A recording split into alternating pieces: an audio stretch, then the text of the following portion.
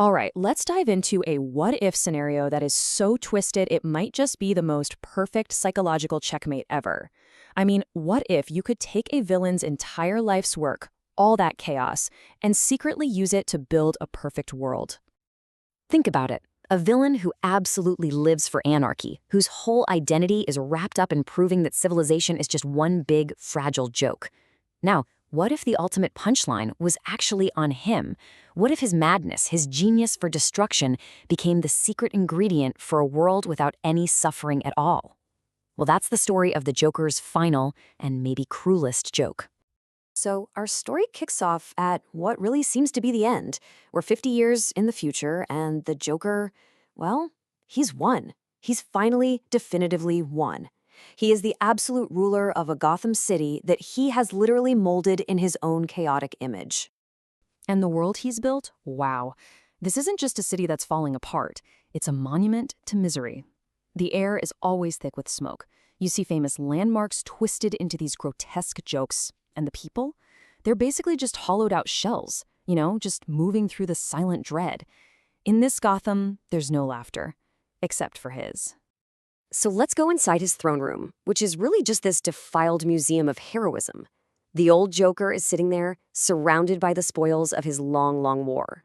Every single trophy is a desecrated symbol. You've got the bat cowl on a pike, a hero's cape is being used like an old rag, and a certain famous shield is now just a dinner plate. See, he didn't just beat them, he completely erased what they stood for. And this quote right here, it captures his absolute sense of triumph. In his head, it's not just a win, it's philosophical proof. He has proven to the world that chaos is the natural order of things, and that the joke was always on the heroes trying to pretend otherwise. He just closes his eyes, savoring this beautiful, broken thing he's created. And right there, in that perfect moment of victory, everything shatters. The world he built, all the noise, the grime, the beautiful chaos, it just dissolves. And it's replaced by something that is completely and utterly alien to him. You have to imagine the shock. It's absolute whiplash. 1 second, he's in this dark, loud, anarchic world of decay. The very next, he's in a silent, sterile, perfectly white room. It is the literal opposite of everything he is and everything he's ever wanted. So he opens his eyes, and he's not a mad king anymore. He's just a weak, pale, old man hooked up to all these machines.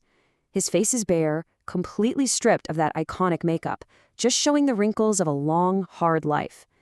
And standing right over him is his oldest enemy, Bruce Wayne, who looks tired, but completely resolute. Now, the Joker is just frantic, completely confused. He's insisting his victory was real, that his Gotham was a true masterpiece. But Bruce Wayne isn't gloating. He's calm, almost weary, as he delivers the truth bomb. That 50-year reign of terror, it never actually happened. His entire masterpiece was just a simulation, a digital prison for his mind that was running for nearly a century. And in it, his every thought, every single chaotic scheme, every last ounce of madness was meticulously recorded and analyzed.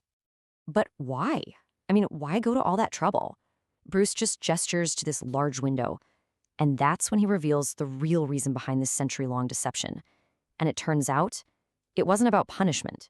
It was about creation. Because outside that window is the real Gotham, and it is nothing like the city he remembers. It's a paradise. It's sleek, clean, peaceful. It's a world where kids can play without fear, a world that was built because of the chaos he dedicated his entire life to creating. You see, this was Batman's ultimate countermeasure. He used the Joker as the ultimate stress test for society. For 100 years, they let his simulated mind just run wild. They analyzed every twisted scheme he could possibly dream up. And then, for every single threat, they engineered a perfect countermeasure. They basically inoculated the real world against his madness, using his chaos to build a foundation of unbreakable order. So every evil plan, every act of terror he unleashed in his little virtual kingdom, it became a vaccine for the real world. His genius for anarchy was twisted into the blueprint for a perfect society. He wasn't the architect of anarchy, after all. He was the unwilling architect of peace. And this is the revelation that finally breaks him. A punch could never do it. A prison cell could never do it. but an idea can. And this is the most horrifying idea the Joker could ever possibly imagine. That legendary grin doesn't just fade away, it shatters. It's replaced by this look of pure, soul-deep despair. He tries to laugh, right? He tries to find the punchline to get control back, but he can't. For the first time in his entire life, the joke is truly undeniably on him.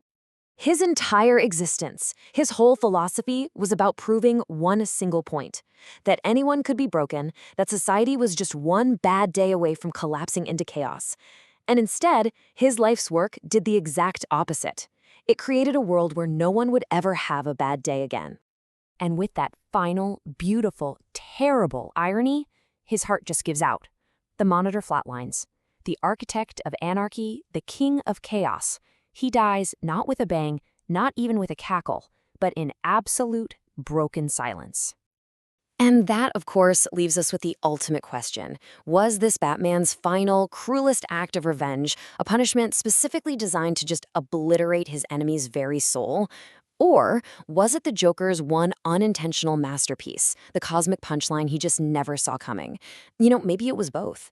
A story that proves, in the end, your legacy isn't what you destroy, but maybe what you unwillingly create.